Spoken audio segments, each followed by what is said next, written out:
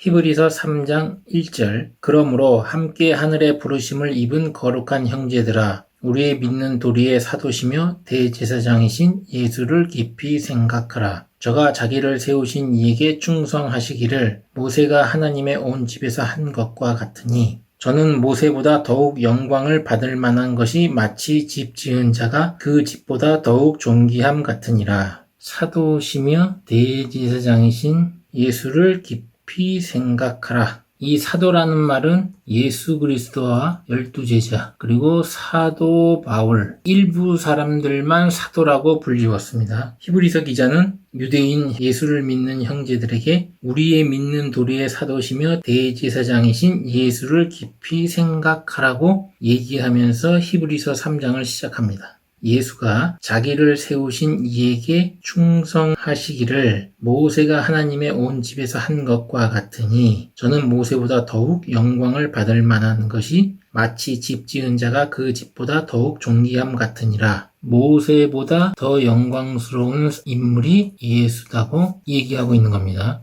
그 당시 유대인들에게는 모세가 차지하고 있는 위상이 절대적이죠. 하나님으로부터 율법을 받아서 구약의 모든 하나님의 말씀의 가장 중심에 있던 자가 모세예요. 그런데 이 히브리 기자는 이 모세는 여호와 하나님 집에 충성하는 사환이라고 표현을 했고, 예수는 아들이라고 표현했습니다. 그러면서 사도이자 대제사장인 예수를 깊이 생각하라고 얘기를 합니다. 여기서 우리가 눈여겨봐야 될 것은 하나님의 집, 그 하나님 집에서 충성하는 사환이 모세다. 사환이 모세고 그 집을 지은 자가 하나님의 아들이신 예수다. 히브리서 2장에서 하나님이 창세 전부터 치밀하게 계획하시고 재림 예수 때에 완성하시는 하나님의 구속 섭리가 바로 하나님의 집이라고 볼 수 있습니다.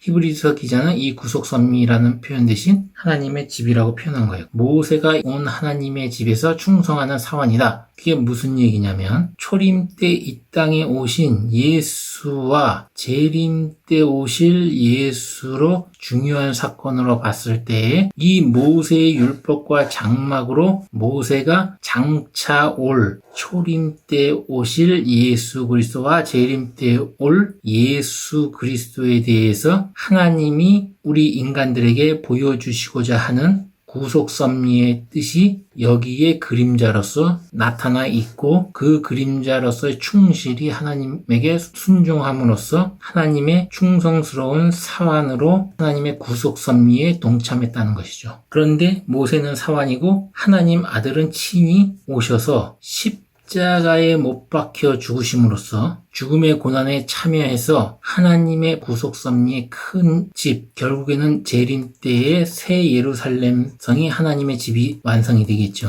이런 하나님의 구속 섭리에 동참을 해서 하나님의 집을 직접 자기가 목숨을 바쳐 지은 분이 예수다. 그래서 모세보다 더 영광스럽다. 4절, 집마다 지은 이가 있으니 만물을 지으신 이는 하나님이시라. 5절, 또한 모세는 장래에 말할 것을 증거하기 위하여 하나님의 온 집에서 사환으로 충성하였고, 그리스도는 그의 집 맡은 아들로 충성하였으니 우리가 소망의 담대함과 자랑을 끝까지 견고히 잡으면 그의 집이라. 히브리서 3장 5절에서 보면 모세는 장래에 말할 것을 증거하기 위하여 충성했다고 나오죠. 그러면 이 장래에 말할 것을 증거하는 것이 무엇이냐? 가령 예를 들면 하나님이 모세에게 제사라는 방식으로 속죄제, 속건제, 번제, 화목제, 소제 이렇게 5개가 5대 제사죠. 여기에 거제, 요제, 전제가 있어요.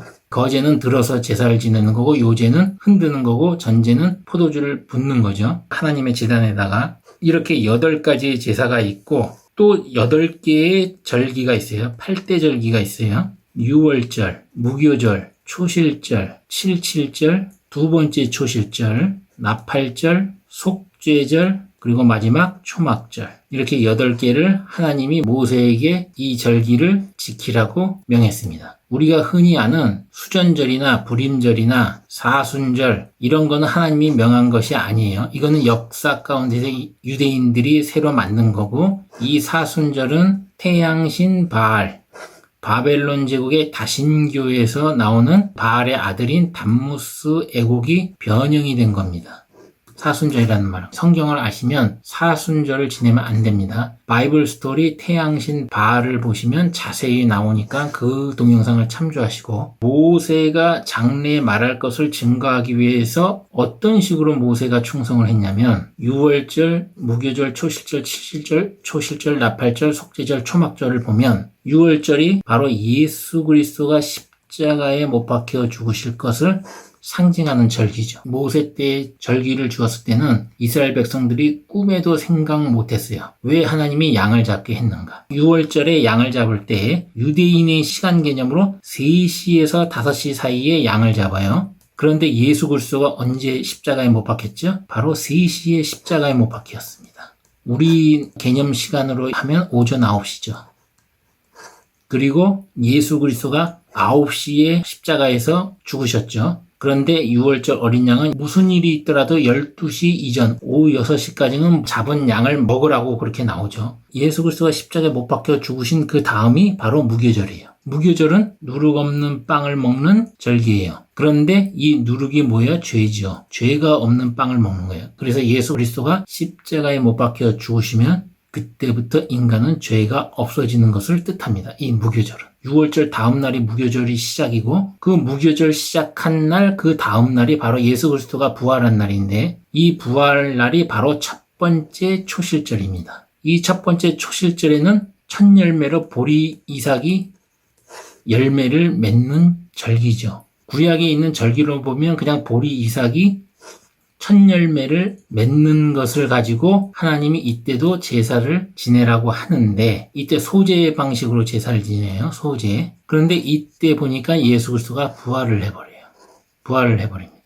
그 다음 77절이 나와요. 77절이 바로 6월절부터 계산해서 7일이 7주간, 그래서 49일을 77절이라고 하는데, 이 77절 다음 날이 두 번째 초실절이에요. 이것은 뭐하고 관련되어 있냐면 성령 강림, 마가다락방에서 120문도가 기도할 때 성령 강림을 하죠. 바로 이 두 번째 초실절 날. 이 두 번째 초실절은 밀이삭이 첫 열매를 맺는 것을 기념해서 절기를 지내는 겁니다. 이때야 비로소 인간들이 자신들이 예수 그리스도로 말미암아 죄 사함을 받고 그 증거로 성령이 임하였다는 것을 하나님께서 입증하는 절기가 바로 이 두 번째 초실절이에요. 그 다음에 아직까지 예언이 이루어지지 않은 게 바로 나팔절, 속죄절, 초막절이에요. 이 나팔절 때부터는 바로 계시록으로 들어갑니다. 천사가 하나님이 예언한 재앙을 이 땅에 부을 때에 나팔을 불게 돼 있죠. 그 나팔절이 바로 그것을 기념해서 하는 것인데, 아직은 그때가 아니다. 그리고 이 속죄절은 마지막 이스라엘 백성, 육적인 이스라엘 백성들에게 남은 자를 구원하기 위해서 하나님이 이때의 이스라엘 백성들에게 회개의 심령을 부어줘요. 그래서 이때 대규모 이스라엘 백성들이 예수 그리스도를 구세주로 받아들이는 사건이 펼쳐질 겁니다. 재림 때. 그것이 바로 속죄절이고, 이스라엘 백성들이 대규모로 회개하고 나면 몇 년도에 초막절 때 예수 그리스도가 재림하게 될 것이에요. 이 초막절에 예수 그리스도가 초림했다고 저는 보고 있어요. 십자가에 못 박혀 죽기 위해서 이 땅에 오셨을 때도 바로 초막절 때. 왜냐하면 이 초막이라는 자체가 예수 그리스도의 육체를 상징하기 때문에 이때 올 수밖에 없어요. 재림 때도 바로 초막절 때 올 것이다. 이렇게 해서 바로 이 8대 절기 안에 하나님의 구속사 선미, 재림 때까지 모든 되어질 일들을 모세를 통해서 이렇게 숨겨놓은 거예요. 그래서 장래에 말할 것을 증거하기 위해서. 속죄제, 속건제, 번제, 화목제, 소제, 거제, 요제, 전제, 이것들도 다 뭐예요? 십자가의 사건을 말해주는 제사 방식이죠. 이렇게 모세를 통해서 하나님은 구속 선미를 감춰놓은 겁니다. 그 모든 절기에 대해서 모세를 통해서 하나님이 역사를 하신 거예요. 그래서 모세를 사환으로 비유해서 충성했다. 그러나 하나님의 아들로서는 직접 집을 지었다 하면서 이런 것들의 실체라는 것을 히브리서 기자가 이런 방식으로 얘기를 하는 겁니다. 그러면서 6절에 뭐라 그러냐면 우리가 소망의 담대함과 자랑을 끝까지 견고히 잡으면 그의 집이라고 했는데 우리들도 이렇게 방관하지 말고 하나님의 구속 섭리에 참여하자는 겁니다. 아브라함이 구속 섭리에 참여했기 때문에 예수 그리스도가 오실 것을 상징하는 이삭을 번제로 드렸기 때문에 바로 믿음의 조상이 된 거예요. 그게 아니면 하나님이 아브라함을 믿음의 조상이라고 할 이유가 전혀 없어요. 아브라함이 그냥 하나님의 말씀에 순종했기 때문에 믿음의 조상이다 이런 식으로 얘기하는 분들이 있는데 그런 거 아니에요. 예수 그리스도를 상징하는 하나뿐인 자기의 아브라함의 독생자를 하나님이 부활하실 것을 믿고 하나님이 명령했을 때 번제로 드리라 할 때 바로 모리아산에서 번제로 드리려고 했기 때문에 믿음의 조상이 된 겁니다. 그리고 그때의 약속으로 언약으로 하나님이 내 씨로 말미암아 천하 만민이 복을 얻으리라 하면서 예수 그리스도를 보내줄 것이라는 것을 아브라함에게 약속을 하죠. 그래서 하나님이 아브라함과 이삭과 야곱의 씨가 아니면 이스라엘 백성이 아니다라고 하는 것도 그래서 그런 겁니다. 그 안에 핵심은 예수 그리스도. 7절 그러므로 성령이 이르신 바와 같이 오늘날 너희가 그의 음성을 듣거든 노하심을 격동하여 광야에서 시험하던 때와 같이 너희 마음을 강팍해 하지 말라. 거기서 너희 열조가 나를 시험하여 증험하고 40년 동안 나의 행사를 보았느니라. 그러므로 내가 이 세대를 노하여 가로되 저희가 항상 마음에 미혹되어 내 길을 알지 못하는도다 하였고 여기서 길은 하나님의 구속 섭리예요. 그리고 예수 그리스도. 11절 내가 노하여 맹세한 바와 같이 저희는 내 안식에 들어오지 못하리라 하셨다 하였으니 히브리서 3장 7절부터 11절까지는 시편 95편 7절에서 11절까지 다윗의 시를 인용을 하면서 이러한 하나님의 구속 섭리에 참여해야 하는데 너희들은 예수에 대해서 하나님 아들이라고 하는 거에 대해서 분노하고 격동하고 그러지 말라는 얘기예요. 하나님을 신성 모독했다고 해서 십자가에 못 박혀 죽였죠. 그러나 하나님의 아들이라고 했을 때 분노하고 격동하면서 자신들의 마음을 강팍하게 하지 말라는 얘기예요. 강팍하게 하지 말아라.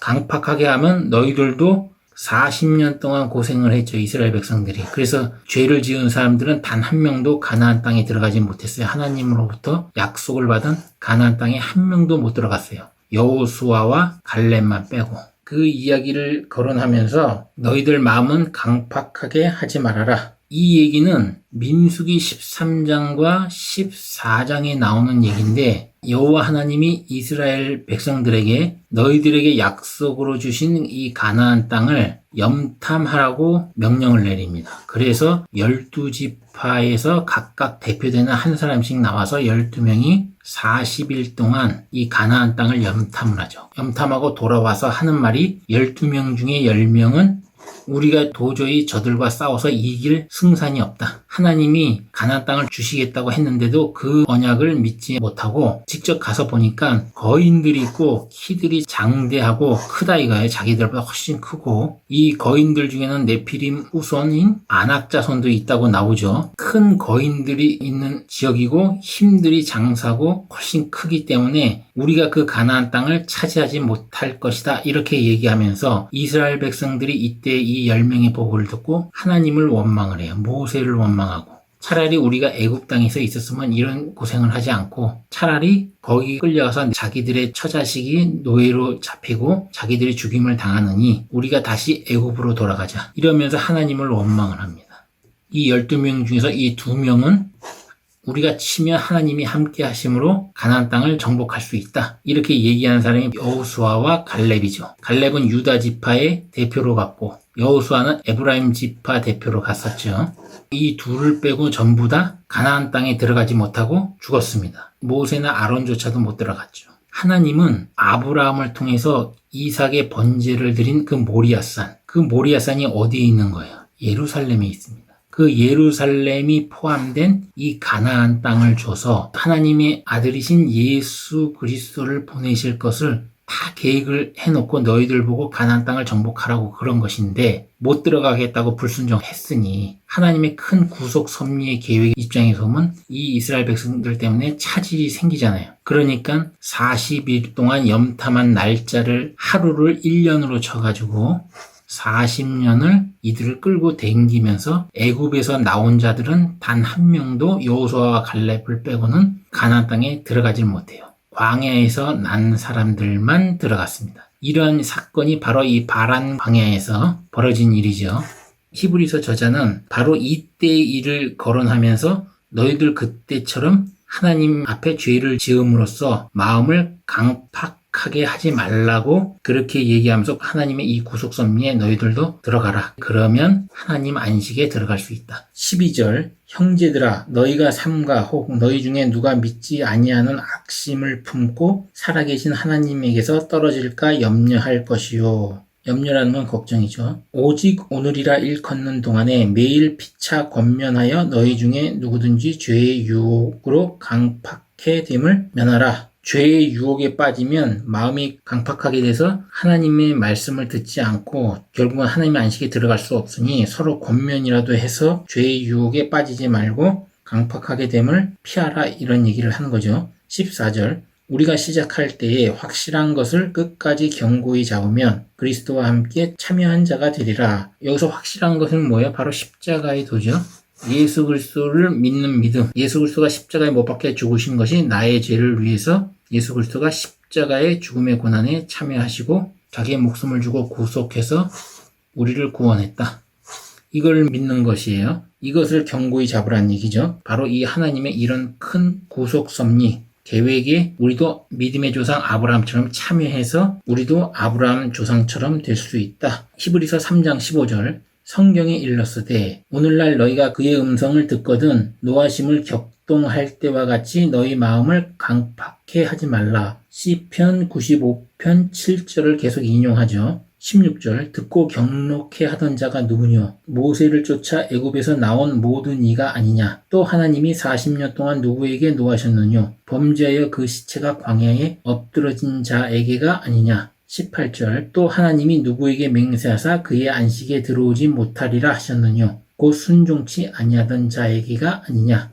이로 보건대 저희가 믿지 아니하므로 능히 들어가지 못한 것이라. 하나님이 가나안을 주실 것이라는 그 언약의 말씀을 믿지 않았기 때문에 결국에는 가나안에 못 들어간 것처럼 너희들이 이 하나님의 구속 섭리 예수 그리스도를 나의 구세주로 받고 십자가의 도의 믿음을 갖고 하나님의 이 구속 섭리에 참여하려고 하지 않는다면 너희들도 바로 하나님이 주시려고 하신 이 하나님의 안식에 들어갈 수가 없다. 이렇게 하면서 히브리서 3장이 끝납니다.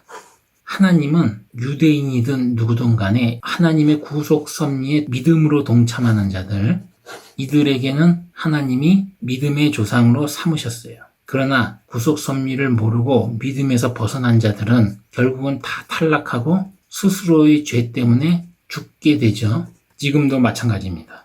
히브리서 기자가 유대인들에게 말하는 그때나 지금도 하나님의 이 구속 섭리가 중심이 되고 예수 그리스도가 중심이 되고 앞으로 오실 재림 예수가 심판할 것이라는 것을 그런 하나님의 구속 섭리를 모르면서 신앙생활을 한다면 결국은 똑같은 자들이 될 수밖에 없습니다. 그래서 이 하나님의 구속 섭리가 중요해요. 하나님의 안식에 들어가고자 한다면 계시록에서 나오는 새 예루살렘 성에 들어가고자 한다면 천국에 들어가고자 한다면 자기 심령 안에 이 하나님의 구속 섭리 재림 예수가 오셔서 구원을 완성할 때까지는 하나님의 구속 섭리가 과거서부터 초림 예수와 그리고 지금의 현재 앞으로 올 재림 예수 때까지 어떻게 하나님이 역사할 것인가를 바라보면서 믿음을 가지고 신앙생활을 해야 한다는 것이죠. 그렇지 않으면 우리도 똑같이 바란 광야에서 하나님이 가나안 땅을 주시겠다고 했는데 그것을 믿지 못하고 당장 눈앞에 보이는 자기들보다 덩치 큰 아말렉인, 가나안인, 그리고 네피림의 후손인 아낙 자손 이런 사람들 보고 두려워해서 하나님의 언약의 말씀을 믿지 않을 때 결국에는 광야에서 다 죽게 된다는 것. 지금도 하나님의 구속 섭리와 상관없이 그냥 종교 생활로 젖어서 예수 그리스도의 십자가의 도의 중심의 말씀의 신앙생활이 아닌 그냥저냥 교회 다니면서 거기에 만족하고 신앙생활을 하게 되면 결국에는 이런 바람 광야에서 하나님으로부터 징계를 받고 40년 동안 고생하다가 광야에서 다 죽은 이스라엘 백성처럼 똑같은 신세가 된다. 이렇게 정리하고 히브리서 3장을 마치겠습니다. 이상입니다.